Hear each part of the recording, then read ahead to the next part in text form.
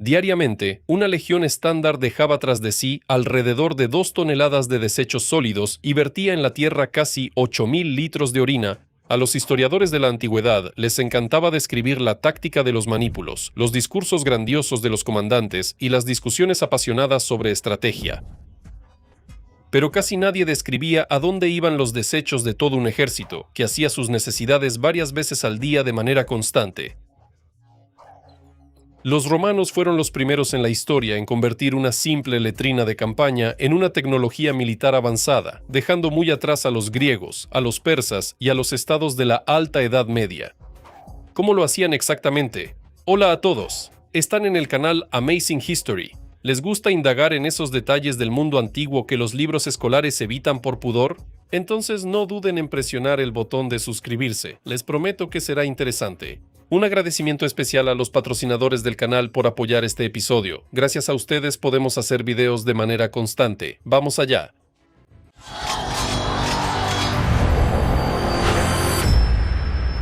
Los cronistas de la antigüedad eran unos verdaderos snobs. Tácito adoraba describir los motivos de las traiciones, y Polibio registraba con precisión maniática la distancia entre las filas. Pero cuando se trataba de la fisiología más banal, los historiadores de repente guardaban un silencio absoluto. Este tema se consideraba completamente inapropiado para tratados militares serios, y hurgar en ello no era tarea de historiadores respetados. Por eso, la vida cotidiana en torno a las letrinas en el ejército romano tenemos que reconstruirla literalmente a partir de pequeñas piezas. Tomamos fragmentos del reglamento militar de Vegesio, escrito ya en el ocaso del Imperio, le sumamos comentarios ocasionales de Flavio Josefo, de la época del asedio de Jerusalén, y lo pulimos todo con rigurosa arqueología. En ese mismo muro de Adrian o en el fuerte británico de Vindolanda, los científicos desenterraron los cimientos reales de las letrinas de los soldados.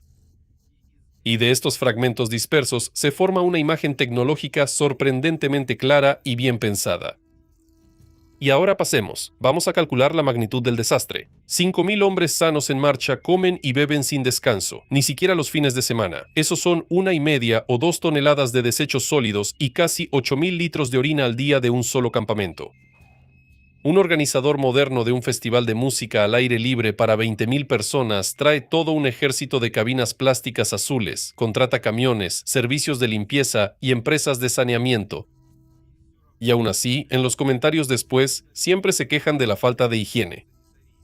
Hace 2000 años, los romanos no tenían tanques sépticos de plástico, productos químicos ni camiones con bombas, pero sí tenían una disciplina total. Los comandantes eran muy conscientes de una dura verdad. Las batallas se llevan a los soldados, pero las infecciones devoran ejércitos enteros. Perder una quinta parte de la legión en un combate feroz es desagradable, pero los huecos en la formación se pueden llenar rápidamente con reclutas. Pero un brote de simple disentería convertía una unidad de combate en una multitud indefensa, durante semanas enteras o incluso para siempre. Por eso, la correcta eliminación de desechos se planeaba con tanto esmero como las rutas de suministro de provisiones o la colocación de los centinelas. Era una cuestión de simple supervivencia. Bueno, y empezaremos por cómo era la situación en los campamentos de campaña comunes. Mientras la columna principal de la legión apenas comenzaba a levantar polvo en la marcha, al lugar del futuro campamento llegaba un grupo avanzado de mensores. Eran algo así como topógrafos y proyectistas de la antigüedad. Su tarea principal era trazar el campamento ideal, el castrum, siguiendo un estándar militar unificado. Ya fueran los bosques galos o el desierto de Judea, la cuadrícula de calles y la geometría de las fortificaciones siempre se replicaban como si las hubieran calcado.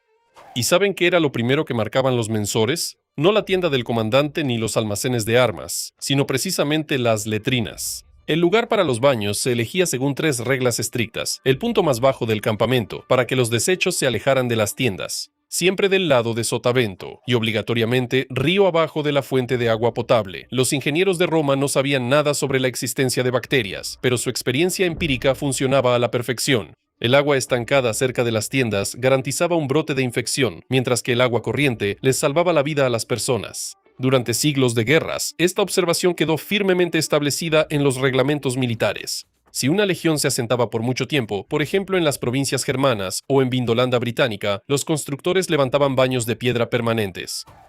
Eran habitaciones largas y rectangulares sobre un canal profundo, con filas de asientos de piedra y madera. A veces había de 10 a 20 asientos en fila, sin una sola división entre ellos. A los turistas modernos en las excavaciones, este detalle suele dejarlos perplejos. ¿Cómo podían sentarse tan cerca de un compañero de armas sin el menor indicio de privacidad? Pero a los muchachos de la antigüedad no les importaban los límites personales. Se bañaban juntos en los baños públicos, comían del mismo caldero y mantenían la formación de escudos bajo una lluvia de flechas. Y el ir juntos al baño era simplemente otro elemento de la vida cotidiana en el ejército. Debajo de los asientos corría un flujo constante de agua, desviada de un arroyo cercano o de un acueducto. La presión era suficiente para llevar todos los desechos lejos del perímetro del fuerte a través del sistema de drenaje, y frente a los pies de los soldados corría otro canal más pequeño con agua limpia. Estaba destinado para procedimientos de higiene, con ayuda del silospongium. Como pueden imaginar, en ese entonces no existía el papel higiénico suave. Por eso, para limpiar esas zonas, los legionarios usaban un palo de madera con una esponja marina en la punta, y el procedimiento era sencillo. Hacías tus necesidades, tomabas la esponja, la enjuagabas bien en ese arroyo a tus pies o en un balde especial con vinagre y te limpiabas. Lo más salvaje de todo es que ese objeto era completamente público. Nadie llevaba su propia esponja táctica en la mochila de campaña. Simplemente la dejaban en su lugar para el siguiente visitante. Por cierto, los griegos vecinos eran mucho más duros con este tema. Usaban piedras lisas o fragmentos de cerámica rota, ostraca. En algunos incluso tallaban los nombres de sus enemigos para que el proceso también les diera satisfacción moral. Pero al menos no había problemas de insalubridad por el uso compartido. A una persona moderna la idea de compartir una esponja de letrina le provoca escalofríos. Pero en comparación con otros ejércitos antiguos, donde usaban un manojo de hierba o un puñado de arena, esto fue un avance higiénico increíble. Si ya está claro cómo era en el campamento, ¿cómo lo hacían en condiciones menos cómodas? Durante la marcha, cuando no había tiempo para construir edificios de piedra, se enfrentaban a duras realidades del campo. Fuera del perímetro del campamento, cavaban zanjas de aproximadamente 1 metro de profundidad. Según el texto de Vegesio, las dimensiones y la ubicación de estas zanjas estaban estrictamente reguladas. La mañana en un campamento así comenzaba con una salida masiva y organizada al baño. Esto no se hacía solo por simple comodidad. Los teóricos militares de la antigüedad entendían claramente la relación entre la moral de combate y el intestino vacío. Los baños se colocaban de manera que el camino desde ellos hasta el punto de reunión tomara el mínimo tiempo posible. Rápido hacías lo tuyo, ajustabas los cinturones de la armadura y te formabas en la fila. Estaba estrictamente prohibido hacer sus necesidades detrás del arbusto más cercano. Si hacías tus necesidades fuera de la zanja oficial, prepárate para que te reduzcan la ración o para recibir una buena paliza con una vara de vid de un centurión molesto. Aquí no se trata de inclinaciones sádicas de los oficiales, porque un solo soldado perezoso que decidiera no ir hasta la letrina podía iniciar una cadena de infecciones y acabar con toda una cohorte. Josefo Flavio, al describir la preparación de los legionarios en el asedio de Jerusalén, disfrutaba abiertamente de la organización romana. Él contraponía directamente ese orden frío y pausado a la anarquía que reinaba entre los rebeldes sitiados. El secreto de la eficacia es ridículamente simple. Un ejército que resolvió tranquilamente todas sus necesidades fisiológicas al inicio del día llega al campo de batalla en un estado de máxima concentración. No necesita distraerse por los estómagos que gruñen. Está claro que en la guerra no siempre se puede vivir según un horario ideal. Una marcha nocturna, una emboscada repentina desde el bosque o una orden de desplegarse en formación de combate en plena marcha rompían todo ese bonito sistema desde la raíz. Los historiadores antiguos, al describir feroces combates después de agotadoras marchas forzadas, suelen esquivar el tema y escriben sobre el cansancio físico general de las tropas. Mencionar la digestión en epopeyas sobre héroes era de mal gusto, pero la medicina moderna pone todo en su lugar. El estrés de varias horas con todo el equipo, sin la menor oportunidad de aliviarse normalmente, agota el cuerpo tanto como blandir un escudo pesado. En esos momentos de crisis, el legionario se quedaba solo con su cuerpo, que seguía funcionando según las leyes de la biología, ignorando el silbido de las flechas y las órdenes de los comandantes. En cuanto la legión juntaba los escudos, había que olvidarse de ir al baño. La densidad de la pared de escudos, las distancias estrictas entre los soldados, la necesidad de mantener una formación monolítica tanto en defensa como en ataque. Salir de este mecanismo mortal solo era posible en camillas de los camilleros. Además, justo antes de la batalla, en pleno combate, el soldado recibía un fuerte golpe hormonal. La adrenalina y el cortisol preparan el cuerpo para cargas extremas y al mismo tiempo activan un mecanismo de defensa bastante peculiar. En momentos de miedo visceral, el organismo intenta urgentemente deshacerse del lastre. El código de vestimenta militar no facilitaba la tarea en absoluto. El subligáculo, una especie de taparrabos de lino que se usaba debajo de la túnica, era un trozo de tela con un sistema complicado de amarras. Nada de velcros tácticos ni sistemas de liberación rápida. La túnica misma también se confeccionaba de una sola pieza. Sin embargo, la estricta cultura romana no se hacía ilusiones sobre la naturaleza humana. Pero lo que le pasaba al cuerpo por el sobreesfuerzo directamente en formación se consideraba un hecho operativo inevitable. No había vergüenza ni burlas.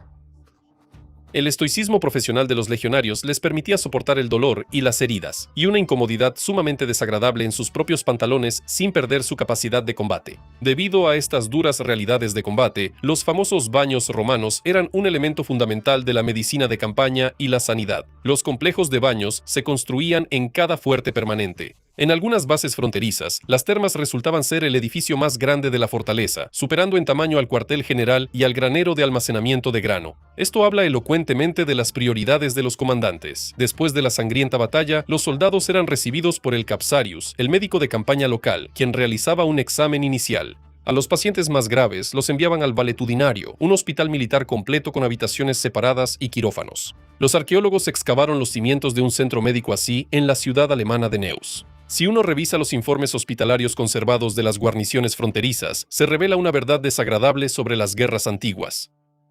La causa más común de hospitalización no eran los escudos rotos ni las fracturas. Los diagnósticos más frecuentes eran consistentemente infecciones intestinales agudas. La gráfica de incidencia de enfermedades se disparaba precisamente durante los meses de verano de las campañas militares. El calor, el agua de dudosa calidad y enormes multitudes de personas hacinadas en un solo campamento hacían que la simple disentería fuera una amenaza mucho más aterradora que cualquier espada enemiga. Un truco especial de prevención era el posca. Es una mezcla barata pero sumamente útil de agua con vinagre que los legionarios bebían en lugar del agua local de dudosa calidad. Los médicos modernos confirman la intuición de los antiguos. El ambiente ácido mataba perfectamente las bacterias, aunque los propios romanos bebían este cóctel por razones completamente diferentes. El principal influencer médico de esa época, Galeno, consideraba que la fuente de todos los males eran los miasmas, el aire viciado de los desechos en descomposición. No sabía absolutamente nada sobre los microbios. Él llegó a una conclusión absolutamente genial y práctica. Si mantienes los desechos lejos del personal, los soldados, por alguna razón, dejan de morir en masa. En los romanos, la higiene y la ingeniería hidráulica funcionaban de la mano. Un castrum permanente siempre se construía pensando en el acceso al agua corriente. Si no había un río adecuado cerca, los ingenieros del ejército construían tranquilamente acueductos temporales. El ejemplo más audaz es el asedio de la Masada judía. En medio del desierto abrasador, los soldados romanos lograron organizar un suministro de agua ininterrumpido para su campamento, y eso que llevar provisiones a ese lugar ya se consideraba un infierno logístico. Si miramos a los vecinos y otros rivales de Roma, la diferencia en los enfoques salta a la vista. En los ejércitos de las orgullosas polis griegas no existían estándares unificados. Los muchachos simplemente cavaban hoyos donde fuera o abonaban los arbustos más cercanos. El historiador Tucídides, al describir la terrible peste de Atenas del año 430 a.C., señala directamente la sobrepoblación y la monstruosa falta de higiene. La enfermedad en ese entonces acabó con una cuarta parte de la población de Atenas, y la ciudad nunca se recuperó de ese golpe. O recordemos la famosa expedición de Alejandro Magno a través del desierto de Gedrosia. Las pérdidas catastróficas en el camino de regreso de la India ocurrieron, entre otras cosas, debido al colapso total de la disciplina en los campamentos. El genio táctico del comandante no podía salvarlos de las bacterias intestinales. Cientos de años después, en la época de las Cruzadas, la situación tocó fondo una vez más. Bajo los muros de Acre, en 1189, las infecciones mataban a los caballeros mucho más eficazmente que los combates con espadas. Y durante el asedio de Antioquía, el ejército de la Primera Cruzada estuvo a punto de desaparecer por completo debido al hambre y las epidemias. Los cronistas, con aire sabio, atribuían todo al castigo divino, sin notar en absoluto los pozos contaminados. La misma triste historia se repetía tanto en la Guerra de los 100 años como en la de los 30 años. Hasta el siglo XIX, las estadísticas seguían siendo implacables. Por cada soldado muerto en combate, había 2 o 3 que morían de diarrea y fiebre. La legión romana, en su mejor momento, mostraba cifras mucho más optimistas, y todo gracias a un sistema de eliminación de desechos aburrido, rutinario, pero increíblemente eficaz.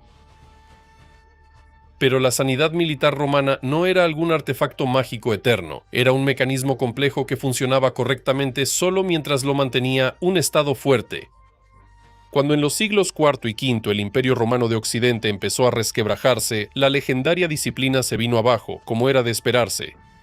A los clásicos legionarios cada vez más los reemplazaban mercenarios y milicias bárbaras, a quienes no les importaba en lo más mínimo la geometría de las trincheras ni la correcta orientación respecto al viento. Los ingenieros profesionales y los médicos de campaña aparentemente seguían en la nómina, pero las normas reales ya no se cumplían. Los bizantinos, que tomaron el relevo imperial en Oriente, estaban francamente frustrados con esta situación. En el siglo VI apareció el Tratado Militar Strategicon, cuya autoría se atribuye al emperador Mauricio. Ahí están claramente escritas las buenas y viejas reglas sanitarias, pero el autor del texto se queja constantemente de que las tropas simplemente ignoraron el reglamento. Los comandantes tenían que emitir manuales especiales sobre cómo hacer que los soldados limpiaran después de sí mismos. El conocimiento no se evaporó, simplemente desapareció la mano dura administrativa. Así, un simple baño de campaña resultó ser una de las principales armas secretas de la antigüedad. Si te gustó este episodio, asegúrate de darle like, comparte el video y escribe en los comentarios qué otras páginas menos gloriosas de la historia te gustaría que analizáramos. Gracias por vernos y hasta la próxima. Adiós a todos.